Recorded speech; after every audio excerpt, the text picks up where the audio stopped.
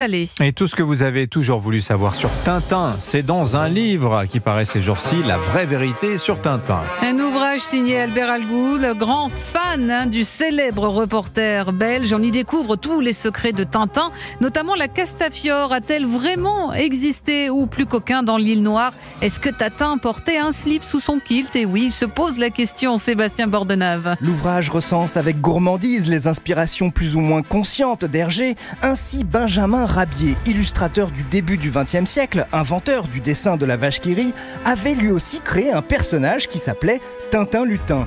Les Dupont ont été d'abord dessinés graphiquement par Albert Dubout et Jules Verne a écrit sur les tribulations d'un Chinois en Chine, sur une île mystérieuse et sur un voyage de la Terre à la Lune. Ça ne vous rappelle rien?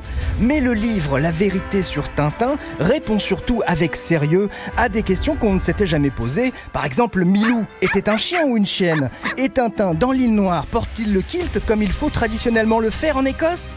Le 2 mars 1983, l'auteur Albert Algou a écrit à Hergé pour lui demander si le moteur des essuie-glaces de la 2 chevaux de Tintin était à l'intérieur ou à l'extérieur du véhicule. Le lendemain, il apprendra la mort d'Hergé.